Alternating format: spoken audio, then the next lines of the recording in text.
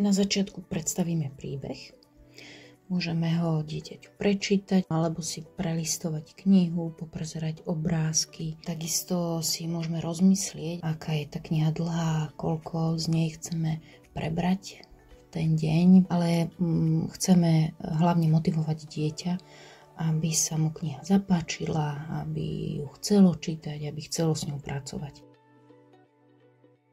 Ide o to, aby dieťa bez ohľadu na obsah čítaného textu iba očami prezeralo slová a hlásky v nich a konkrétnou farbou hľadá hlásku, na ktorej sa na začiatku dohodneme.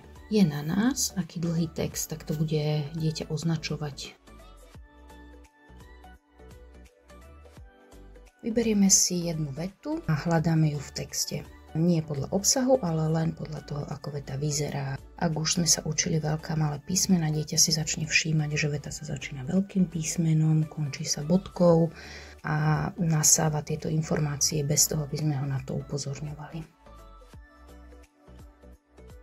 Teraz jednotlivé vety rozstriháme na jednotlivé slova, čítame postupne po jednom slove. Aj preto, aby to bolo ľahšie, aj preto, aby sme ľahšie porozumeli významu. A ak mu nerozumie, ukážeme si obrázok, video, vysvetlíme, porozprávame sa o tom, aby rozumelo každému slovu. Potom až si tie slova poskladáme do vety, ktorá je aj v tom texte, v tej čítanke, a prečítame si celú vetu. Teraz začína čítať text. Neponáhľame sa, necháme mu čas, aby si obzrel obrázok.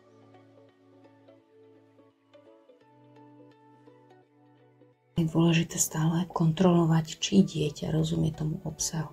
Teda je dôležité po každej vete alebo po tých krátkych úsekoch mu dávať kontrolné otázky.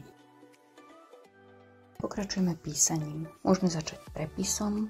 Čítanke sú nachystané v prílohe línie, na ktoré dieťa môže prepisovať. Na schvál sme tam nedávali tú prostrednú linku, lebo niektoré deti môžu mať problém, že kam vlastne majú písať.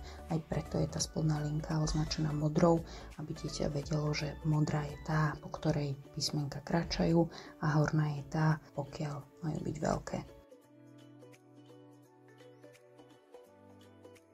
Ďalej sú tam pracovné listy ohľadne porozumenia textu, ktoré dieťa čítalo. Sú na schvál robené humorne. Čo bolelo Belu? Labka.